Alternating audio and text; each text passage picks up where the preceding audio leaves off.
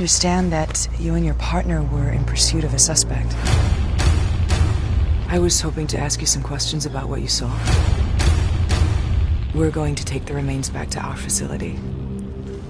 You're some division coming in here and taking over? You won't even tell me who you are? I'd like to talk to someone else. There is no one else. There is just me. John, how does Anna take to working with herself now as two Olivias? It's just the way the sort of girl she is, really. I mean, she seems to handle it just like that. Everybody will talk to herself every now and again, but I have a trailer next to hers, and she's like that herself, really. So it's no surprise. We're neighbours. We're neighbours. We sit on the steps together sometimes, talk to each other. We know each other's answers, and I know that hers is the same as mine, so you go.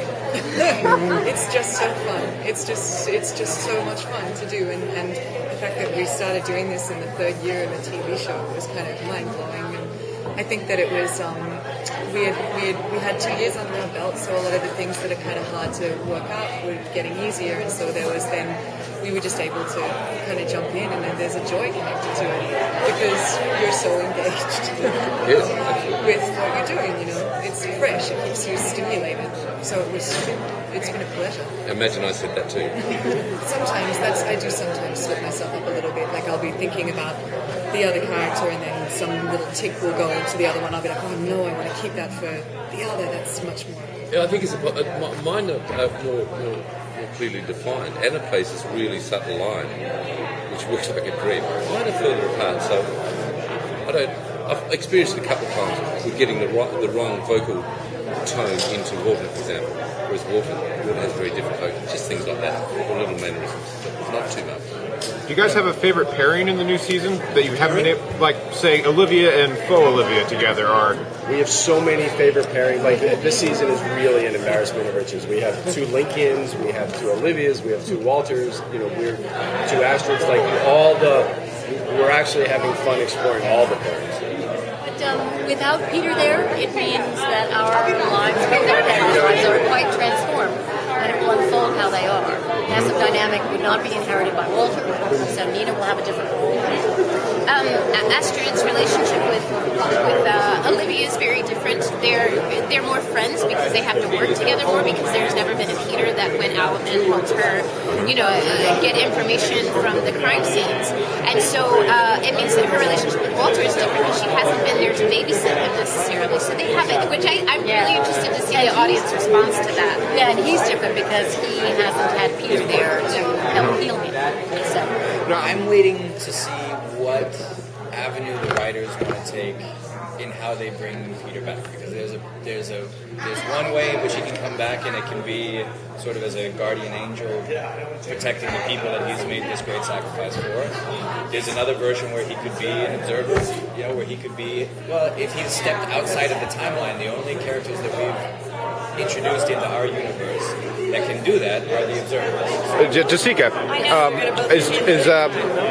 is your character going to be a field agent now that Peter isn't around? No, she's not a field agent. She's still an assistant to Olivia, but her the way that she helps is different than the way that it was before. And I don't want to give it away, but you'll find out in the first episode there's a special arrangement that they have with Walter, because like I said, Walter is so very different in this Peterless reality. So she's out in the field more, but she's not necessarily a field agent. But she does have a gun. She has a gun. Watch it out. If Peter never existed, does Nina still have her cyborg hand?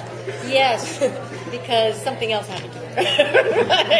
No, she wouldn't. She wouldn't.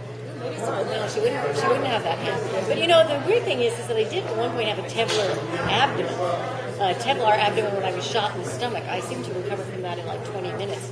And so I'm not sure entirely Athena's human. That's always been a question for me, if she was actually even human. I was actually a part of building that ending, so I wasn't all that surprised by it, because I sort of did that to myself. But the reason why I thought it was important to go to that level is that I think it's the fulfillment of the myth. Fulfillment of the myth, exactly. It's the logical and necessary final point of Peter's storyline. So, I thought it was important that we go to that epic level, and we did. Are we going to see any past episodes take place differently without Peter? Essentially, restage the action without him. I don't think it's our intent to bore people or do another version of the same episode, but definitely things that have happened before will come in significantly into play now in season 4. And you bring up a good point. I mean, that's kind of, it's interesting. You know, if we're all about impact right now, thematically, us. What do you mean to people in your life? How have you impacted others? And how do others impact you? And what would happen if you didn't exist? For us, Fringe is not a show about a condition. It's not a show about a hospital. It's not a show about a police precinct, with bodies coming in every week. It's a show about these core characters.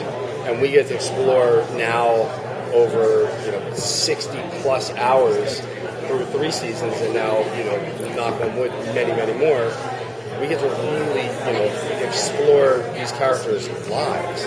So it's less about the performance, it's less about the script or the direction and all the production value, and it's more about really getting to tell, the story of lives. And for us, the show is all really a metaphor for family and the human condition and choices, and you need a lot of time to explore those, some of the themes that we're trying to attend to. Here of this. 3, 2, 1. Walter, you brought it back to life. There's still a few kinks to work out, but it's a start. What division are you in? What are we dealing with here?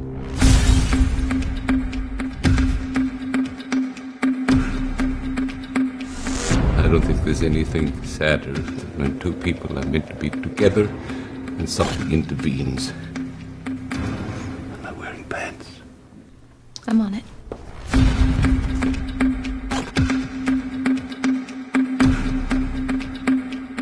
We all get really good at pretending that the loneliness isn't there. And then something comes along to remind us. I am not going anywhere. Fringe series premiere Friday, September 23rd. Only on Fox. They can never know the boy lived to be a man.